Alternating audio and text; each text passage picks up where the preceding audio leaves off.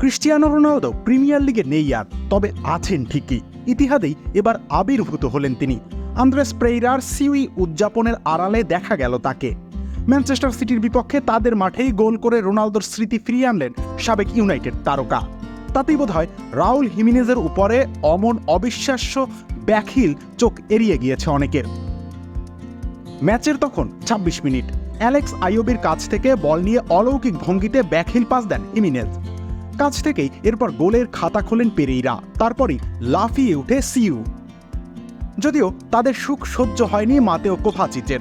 Forward লাইনের নিষ্ক্রিয়তা দেখে নিজেই বনে গিয়েছেন পুরোদস্তুর স্ট্রাইকার। পিছিয়ে পড়ার মাত্র ৫ মিনিট পরই তার বিদ্যুৎ গতির শটে সমতায় ফেরে স্বাগতিকরা। কেবল সমতায় ফিরেই সন্তুষ্ট হননি তিনি, দলকে এগিয়ে দেওয়ার দায়িত্ব তুলে নিয়েছেন নিজের কাঁধে। বিরতির পরেই আসে কাঙ্ক্ষিত মুহূর্ত। ডি বক্সের ঠিক সামনে থেকে এই ক্রোয়াট আবারও বোকা বানান প্রতিপক্ষ গোলরক্ষককে। তবে ক্যামেরার ফোকাস সববোধ হয় জেরেমি ডোকু নিয়ে নিয়েছেন এক পলকে। রিকো লুইসের কাছ থেকে বল নিয়ে সেকেন্ডের ব্যবধানে তিনি ফাঁকি দেন নিজের মার্কারকে। এরপর ডান পায়ের গোলা এবং বল খুঁজে নেয় জালের ঠিকানা।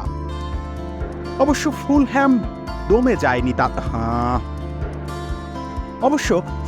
দমে যায়নি তাতেও। ম্যাচের গল্পের টুইস্ট যোগ করতেই বোধ হয় ৮৮ মিনিটের মাথায় রড্রিগো মুনিজ ব্যবধান কমিয়ে আনেন। সেই সাথে পয়েন্টের আশাও জিইয়ে রাখেন তিনি। শেষমেশ অবশ্য হার মেনে নিতে হলো সফরকারীদের। দিয়াজ আকানজিদের রক্ষণে আর ফাটল ধরাতে পারেননি তারা। এর মধ্য দিয়ে জয়ের পথে ফিরল ম্যান সিটি।